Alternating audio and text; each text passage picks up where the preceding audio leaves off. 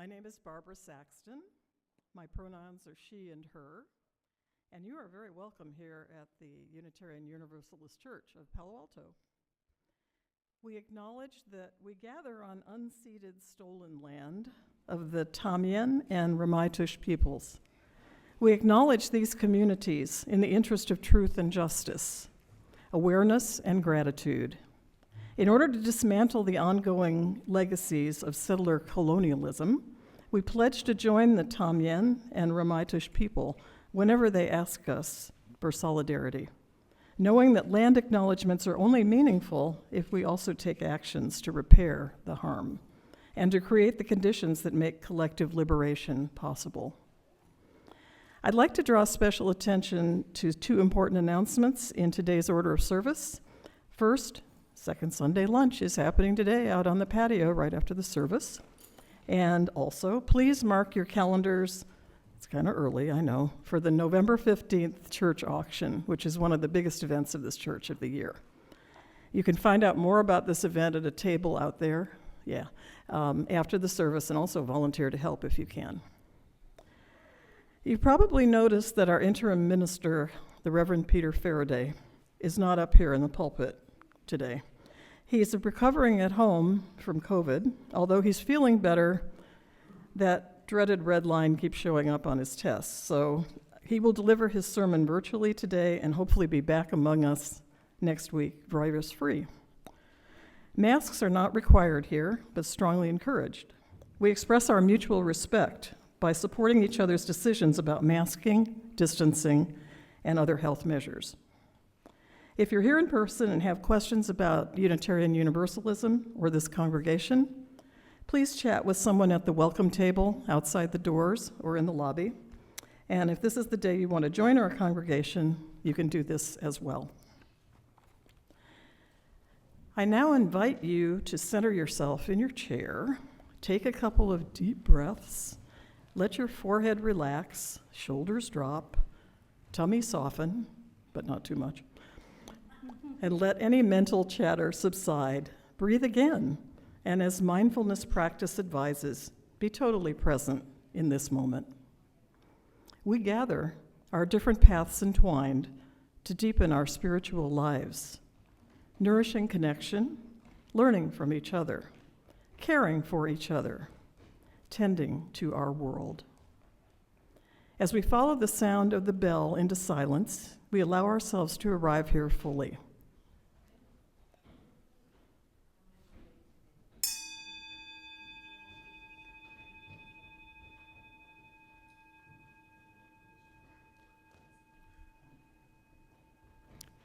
And now, let us begin our service.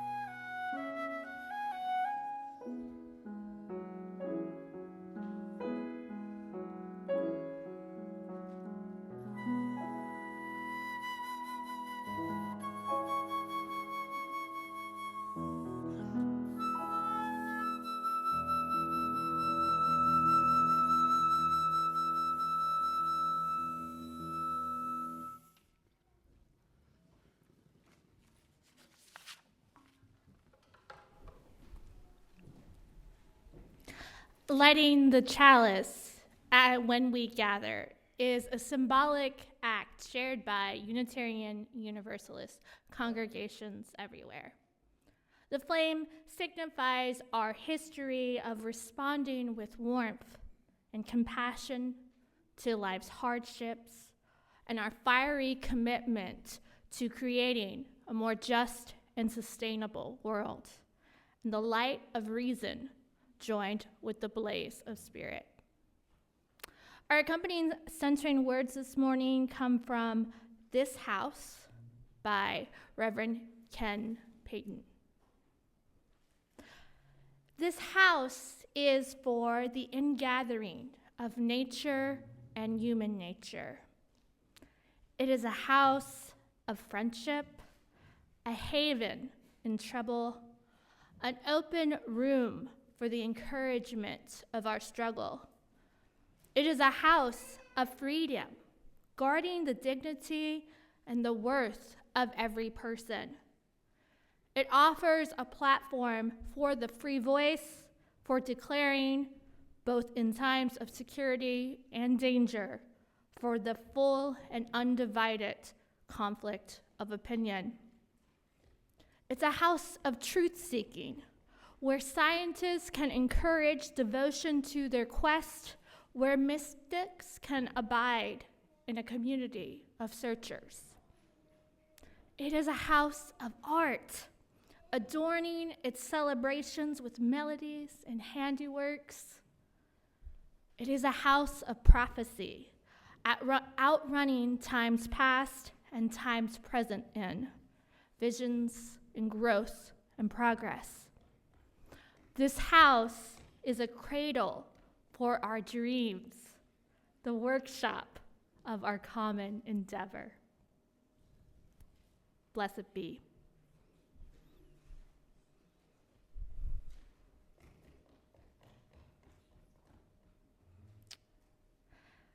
And now please join in singing Enter, Rejoice, and Come In. It's number 361 in your gray hymnal, and the words will be on your order of service and also on the screen.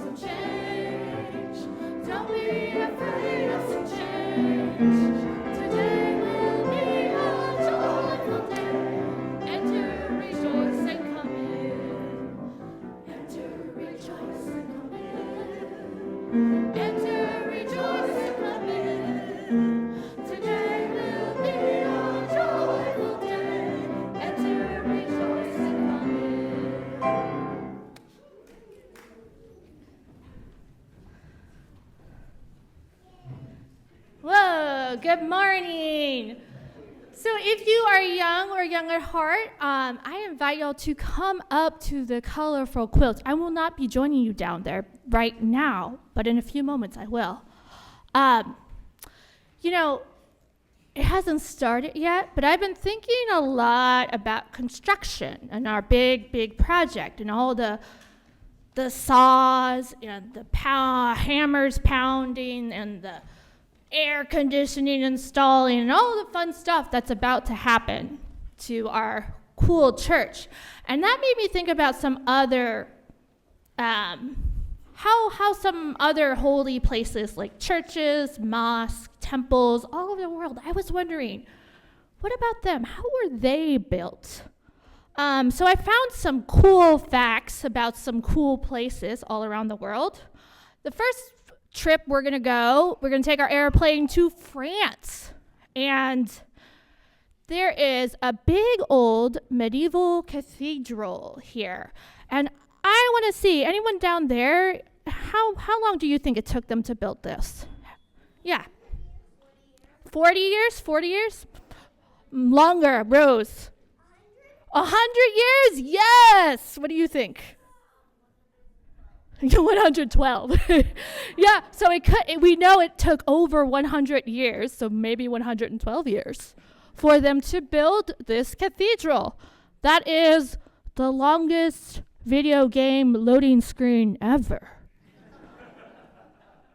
So then I always thought, well, that's cool. What about another holy place? So I flew my plane to Japan, and so this is one of the holiest places in Japan. It's called Ise, and in Ise, in Shinto, the indigenous religion of Japan, they believe that this is where the goddess of the sun was born. And so it's a pretty cool place. And one thing that makes this place really, really cool is that they tear it down and rebuild the entire complex every 20 years. So it's always in construction mode. And so if you go to Ise, it's not just one building, it's a huge complex. And they're always rebuilding that. Okay, so that's Japan. Let's see. Let's go to India. Whoa. Whoa. So this is in Meenakshi Temple. And do you see all those sculptures? Yeah, what do you think they are? Ooh. So we have gods, we have animals, they're dancing. There's like everything you could imagine is going on that temple. And so it's sort of like a giant coloring book, I think, made of stone. Okay, let's go to one last place. I was thinking, where else could we go? We can go to Turkey. And, what do you see up there? Anybody see? Does anybody know what this is? Oh, it looks like the Sistine Chapel, yeah. So this is called the Blue Mosque, and it is in Istanbul, and it has over 260 windows, like in this giant dome. And let me guess, can anybody guess how many blue tiles are in this building? Javi or Beckett? 563. Yeah, there are at least 563 blue tiles. They did an estimate. It took a long time for them to count, and they came up with over 20,000. And that's more blue tiles than my grandma has in her bathroom. So, that's some cool places around the world. What do you think makes this place cool? Any ideas? What do you like about our church? The branch? Yeah, Megan. Maya. You got the branch?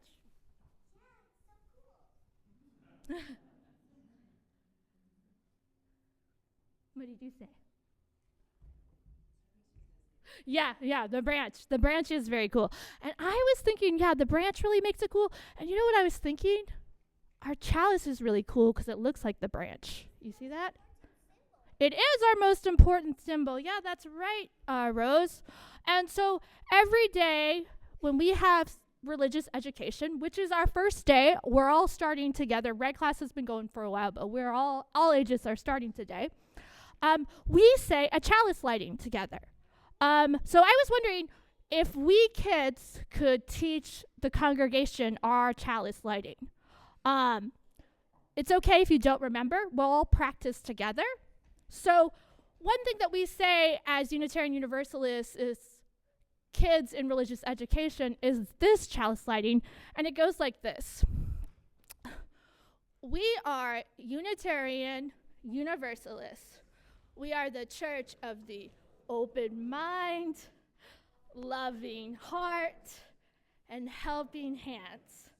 Together, we take care of the earth and work for friendship and peace in our world. So, could we all try to do that together? Would all my young people stand up so all our adults can see and make sure they're following and they know how to do it, you guys are excellent teachers. Okay, are we ready? All right, so everybody look at the audience if you're this way. Put your smiling faces. We're going to say, we are the Unitarian Universalists. We are the church of the open mind, loving heart, helping hands. Together, we care for the earth and work for friendship and peace in our world. Excellent job. Good job. And with that, I am going to invite all of my friends and neighbors who are going to religious education class. We will all go to the lobby, and just a note for parents, if your child is in second grade or under, they will be available waiting for you in the playground outside of behind room 4-5 for pickup. Other ages will be released onto the patio after class at 11:30. And with that, let's go to RE.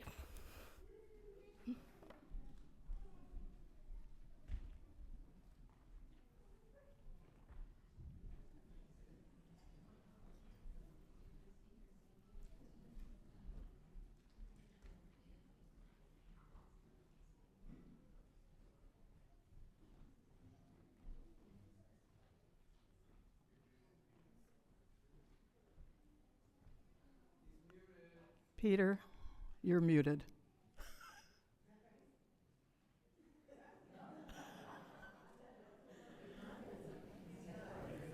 Well, let's put it this way.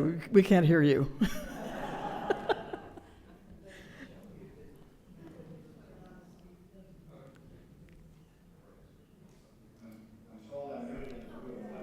Better, yay.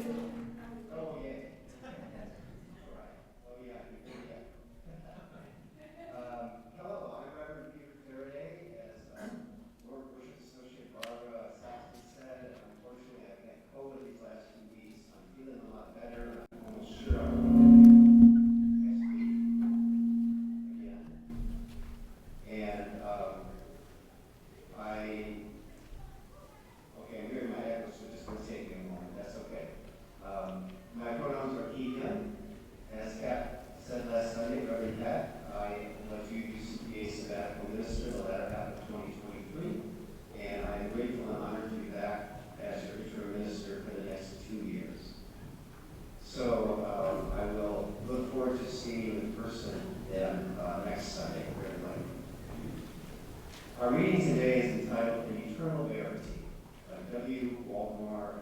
Argo. Ancient as the home is the temple. Ancient as the workbench is the altar. Ancient as the sword is the sacrificial fire. Ancient as the soldier is the priest. Older than written language is spoken prayer. Older than painting is the thought of a nameless one. Religion is the first and last, the universal language of the human heart. Differing words describe the outward appearance of things. Diverse symbols represent that which stands beyond and within. Yet every person's hunger is the same, and heart communicates with heart. Ever the vision leads on, with many gods or with one, with a holy land washed by ocean waters, or a holy land within the heart. In temperament we differ, yet we are dedicated to one august destiny. Creeds divide us, but we share a common quest. Because we are human, we shall ever build our altars. Because each has a holy yearning, we offer everywhere our prayers and anthems. For an eternal verity abides beneath diversities. We are children of one great love, united in our one eternal family.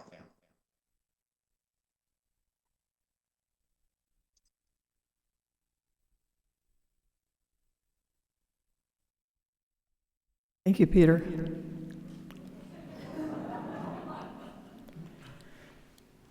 Hopefully that's not going to continue. Yeah.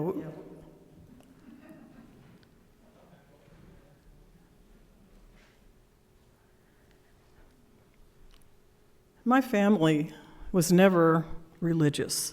Although my mother had been baptized, I never saw her attend any church.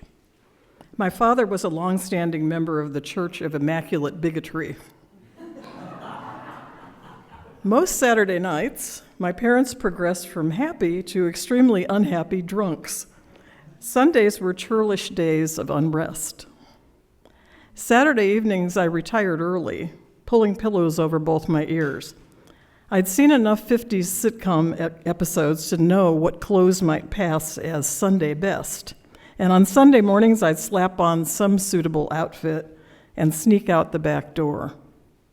A large Gothic-style Lutheran church loomed at the end of our block, and that became my first denomination of choice. At the entrance, I would glom onto parents with other youngsters in tow and avoid attracting unwanted attention. Seated on a hard pew with my newly adopted family, I watched light stream through the high, stained glass windows, feeling oddly at home and at peace. I sang hymns that signified nothing to me and murmured creeds that meant even less. Eventually, however, some eagle-eyed, blue-haired lady would notice me and grab my hand and suggest that I would be much happier in Sunday school. I'd be forcibly escorted to a wing of dreadful classrooms, that's nothing like our church, by the way, where bored kids sat at desks coloring pictures of Jesus performing miracles. That was my cue to move on to a different church. Strangely enough, during nearly 1 year of sneaking out most Sunday mornings to sample various nearby ecumenical offerings, no one in my family ever reported me missing. Finally, I was betrayed by an unlikely source, a potted plant. One Sunday before Easter, my Church of the Week gave everyone, including me, a free hyacinth. In my short life, I had never received such a sweet-smelling, living present. When I got home, though, my jealous older sister told our parents that I had stolen it from a florist. After I admitted the truth, my family was briefly curious about all my solo church-going. I decided to blame Catholic Connie across the street, who had once asked me point blank, "Do you believe in God?" When I said no, she declared that I would go straight to hell. And I told my parents attending church was a way to hedge my bets. Now that my parents knew what I'd been doing on Sunday mornings, the jig was up, and sneaking off to one church after another kind of lost its appeal. But then, after one of my parents' particularly pugilistic Sunday night drunken brawls, my father stormed out of the house. Not to be outdone, my mother angrily smashed most of our daily dishes on the kitchen floor. At daybreak, I crept downstairs to survey the damage. The kitchen floor looked like an archaeological dig gone wrong. Tiptoeing over piles of broken crockery, I prayed that my beloved Ducky bowl had somehow survived, but no. Ducky's severed orange beak jutted from beneath the refrigerator, while one lonely white wing curled next to the oven. In tears, I dressed in my Sunday worst and stomped off to church, any church. It was raining, so nearby Gothic Lutheran would have to do. I plopped my dripping self on a pew, not even pretending to be part of some other family. I stared at the order of service, bellowed out a mighty fortress, and feigned interest in another boring sermon about St. Paul. When I got home, the kitchen floor had been cleaned up. No one asked where I'd been or poked fun at the apparent renewal of my religious zeal. One late autumn day, I planted my purple hyacinth bulb outside our back door. Each year, after the winter snows had melted, my plant thrust green spiky leaves out of the ground and magically bloomed. Unlike many other aspects of my young life, it did not disappoint. I did not return to any church except to sing in or attend concerts or memorials for over 60 years. In the meantime, I'd attempted suicide once, nearly died in childbirth, endured the deaths of many close family members and friends, and constantly tried to comprehend why so many people and nations are intent on destroying Earth's environment, and themselves. Attending the Unitarian Universalist Church of Palo Alto has not brought back people that I lost, cured my chronic depression, I have drugs for that, or solved the world's problems. But the many insights, caring friendships, and shared activities I've experienced here have kept me coming back week after week. Another powerful draw, like the hyacinth of my childhood, comes from the world of plants. During services, when listening to music, trying to meditate, I often focus on that branch on the wall behind me. The smaller branches and twigs that extend from the larger whole represent my extended family, longtime or newer friends, and the seeds of ideas, knowledge, and beliefs that blossom in my heart, mind, and spirit, and offer much-needed feelings of belonging and peace.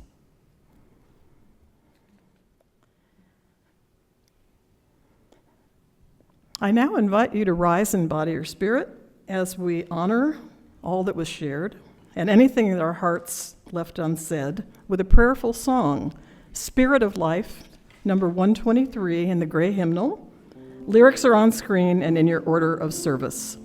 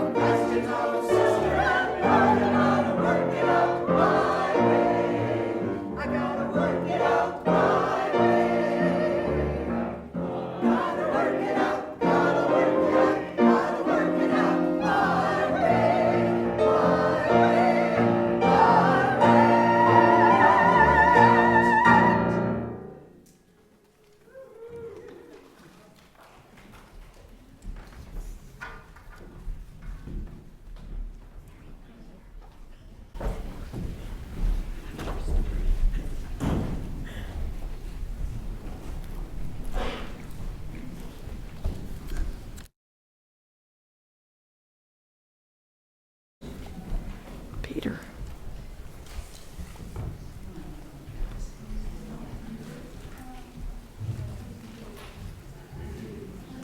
I'll begin by sharing something that partially inspired that title. It comes from one of my favorite spiritual teachers, mythologist Michael Meade, who describes what he calls the way to the way. And it's important to understand that the first way in the way to the way is in lowercase, while the second way begins with a capital W. The reason will become clear shortly. So Meade points out that everybody starts out their lives, including their spiritual or religious lives, on their local lowercase or little w way. It might be a Hindu way, a Jewish way, an Islamic way, a pagan way, a native way, a Christian way, a Buddhist way, etc. Or for more and more folks, a strictly secular or decidedly non-spiritual rational way. As I mentioned in the personal introduction I shared in UUCPA's online weekly update a week ago, for me growing up in Minnesota's Twin Cities, it was a liberal Lutheran way. Michael Meade's little W way was going to his local Catholic school, which was attached to the Church of St. Sebastian, who was martyred by being strung up and shot full of arrows. School began with morning mass. So Meade describes how every day he and his friends would stroll to the church and walk in under the statue of St. Sebastian with the arrows sticking out of him. And he recalls as a little kid looking up and thinking, you know, this isn't very promising. And he says it was really hard for him to understand what happened to this guy. The nuns told him he's a saint because he was killed because he wouldn't recant his belief in the Catholic Church. And again, young Michael is gazing up at those arrows and reports thinking, wow, this is really not the best plan I've seen so far. Maybe this modest trauma was the start of his widening spiritual search, which eventually led him to realize that the whole point of taking a little W way is to get to the big W way, where, he says, it's way cool, and you're way hooked into both the primordial cycling magic of this earth and the unifying, animating force behind it. An animating force, I'll add, that all of the little W ways point to, but none exclusively possess, no matter how much they claim to. And Meade remarks on this, saying, there's only one small problem. A lot of people who start out on their little W way never get to the big W way. They stop along the way. And some folks build churches, or I'll add, temples, mosques, synagogues, right there. And not only do they build them, they then charge you to visit what is not really the place you were trying to get to. He goes on. Anyway, after a while, some folks become so deeply convinced that their little W way is the only true way that they want to get rid of all the other ways. But they're not really very far along the way, because the farther you get along your way, the more open you become to other ways, because the more you understand that all little W ways ultimately meet at the big W way. The 19th century Hindu Indian mystic and teacher Ramakrishna expressed a similar idea this way. People partition off their lands by means of boundaries, but no one can partition off the all-embracing sky. The indivisible sky surrounds and includes all. So it is in ignorance that people say, my religion is the only one. My religion is the best. Now, not every little W way traveler does this, but can we remember for a moment how many people are sitting in religious communities right now being told in no uncertain terms that their little W way is the only way, that they alone possess the capital T truth? That's it, done. Don't subtract, don't add, don't color outside the lines, don't think outside the box. In fact, don't think at all, especially for yourself. In stark contrast, a UU congregation will never ask you to, as it's been described, check your brain at the door. We prize critical thinking and honor science, and also make ample room for the universal life force that transcends the rational. A line from our chapel's lighting word sums up this mutual compatibility. This is a house of truth-seeking, where scientists can encourage devotion to their quest, where mystics can abide in a community of searchers. The eminent scholar of mythology, Joseph Campbell, notes another problem when people stop along their little W way, mistakenly thinking they've reached the big W way. He states, every religion is true one way or another. It is true when understood metaphorically, but when it gets stuck in its own metaphors, interpreting them as facts, then you are in trouble. Again, how many people across this country are being taught that ancient symbolic and metaphorical stories of supernatural phenomena are literal truth? And that if you can't quite wrap your head around and reconcile the mental incongruities this creates, that either your faith isn't strong enough, or Satan intentionally planted this doubt in order to break your belief and steal your soul. Often the false choice between spirit or reason comes from assertions that there is only one true, literal, inerrant, sacred text, the so-called Word of God. And if science and reason conflicts with it, well, there goes science and reason. In part, it's this detrimental divide that Campbell says has, quote, rendered the ancient formulae ineffective, misleading, and even pernicious. And indeed, one glance at our culture reveals the trouble Campbell says all this creates, a topic I'll say much more about starting in 2 weeks. But UUs reject the notion of the literal or historic inerrancy of any text, which brings me to another vital distinction of our faith tradition. If you're relatively new here, or maybe just never noticed, the title of our hardback hymnal is Singing the Living Tradition. So what does it mean to say that UUism is a living tradition? Well, to start, living in this context means ever evolving. Thus, in contrast to most religious traditions, we hold that no single sacred text or religious figure contains or embodies the eternal, unchanging, unquestionable truth, again with a capital T. Instead, we hold that the revelation of truth is ongoing and that it emerges from dynamic inquiry, discourse, and direct experience rather than static creeds and doctrines. Thus, UUism draws from multiple texts, including secular poetry and literature, and also finds insight and inspiration in many other sources, like the oral wisdom traditions of indigenous peoples, the revelations of science, in nature, and in direct transcendent experiences of what I'll call the sacred mystery, by whatever name or no name. Some of you are too young to know this reference, but I heard one UU congregant say they knew they were in the right place when one Sunday the minister spoke on some ideas they'd found in the satirical Mad magazine. According to most traditional religious views, this eclecticism makes UUs heretics, which I, for one, am delighted to be. The root word in Greek, heresis, means choice. So a religious heretic is a person who chooses one's beliefs rather than simply accepting the claims of so-called authorities. This further makes UUism a living, ever-evolving tradition, because as liberal religious educator Angus MacLean put it, it means we aren't merely, quote, the bellhops of history, passing the baggage of one generation onto another. UUs don't blindly accept the religious luggage of our local little W way upbringings. We open it up, decide what to keep and what to toss, add other things we've encountered, repack it, and bring it all with us. Then we don't lock it for all time. UUs know that spirituality and life is too rich and too varied to be stuffed into a single sealed container.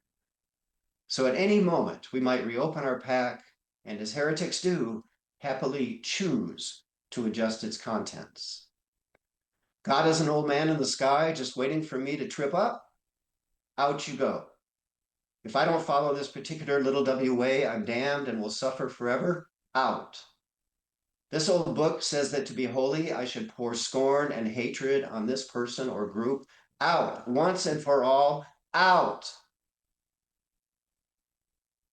Hence, Unitarian Universalism is a free-thinking spiritual base camp and outfitter, one that's here to help anyone traverse the terrain of spiritual growth without alleging there's just one path to authentic spiritual and ethical awakening, only one way to ascend and expand our personal and communal vistas.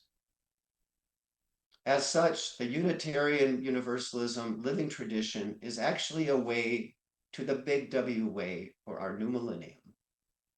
The big W way that fully embraces the rational aspects of life and explores what may lie beyond. The big W way of radically inclusive community. The big W way of sustainable care for all Earth's creatures and the natural systems on which all life depends.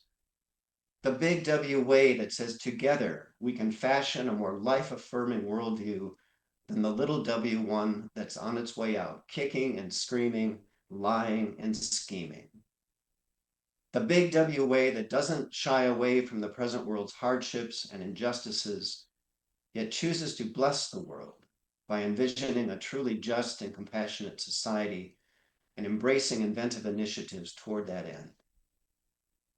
And I agree with Michael Meade that to realize these big W way ends, spiritual growth is not a luxury, but essential. For as Plato saw, quote, states are as the people are. They grow out of human characters. And the more we awaken to the transcendent heart of our own being, the more our hearts spontaneously empathize with others, human and non, and want to see them flourish in every way. And as Meade says, in aggregate, this is culturally transformative. In his words, despite the growing confusions and distractions of the modern world, we are the current inheritors of the deep human longings for truth and beauty and the life-sustaining capacity to transform. Transformation at the level of the individual soul generates the imagination and collective energy needed to change the conditions of the world. What we need is not a minor repair, but a major transformation that can only start from the inside. Again, I'll share more about this link between the soul and society, consciousness and culture in coming months. But today I'll close by emphasizing that perhaps like some of you, as a soul who could find no tranquility or inspiration in the far-fetched pseudo-certainties and exclusivist dogmas of any little W way, for many years I had no spiritual home.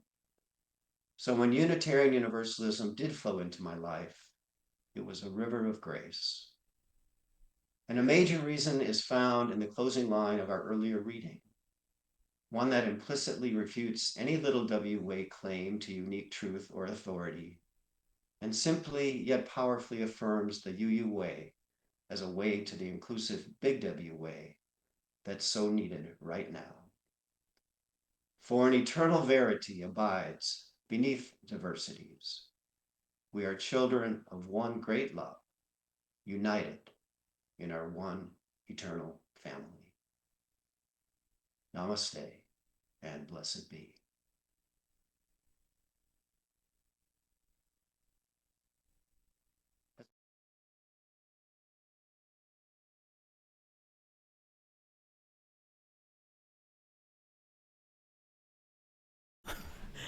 Thank you, Peter.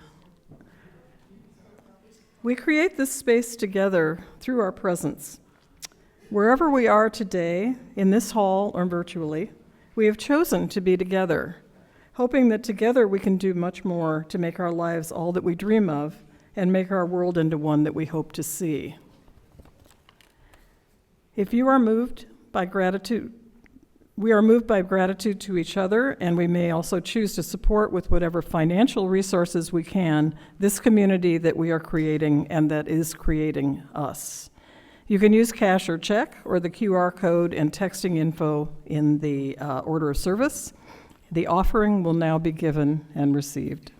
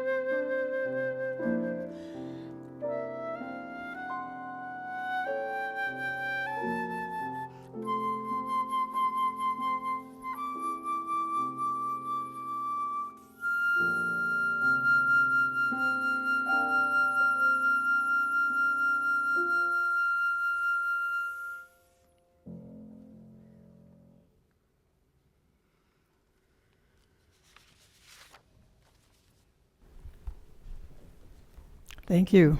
That was beautiful. Now please rise in body or spirit and join in singing Building a New Way, number 1017 in the Teal hymnal. The words are on screen and also in the order of service.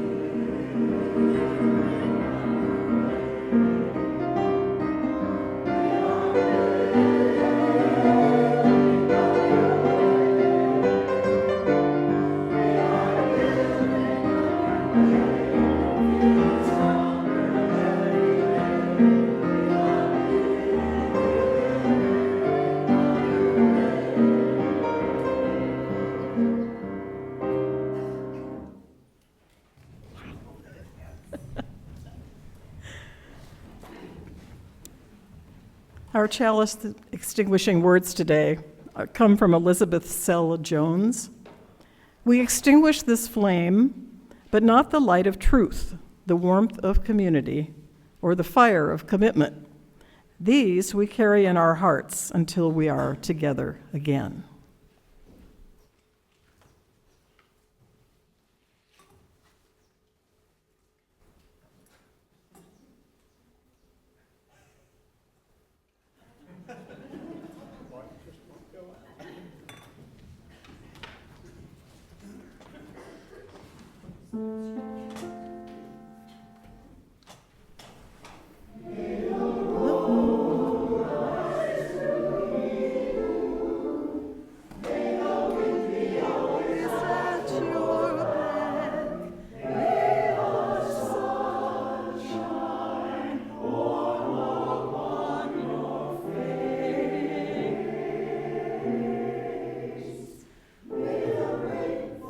Soft upon your feet.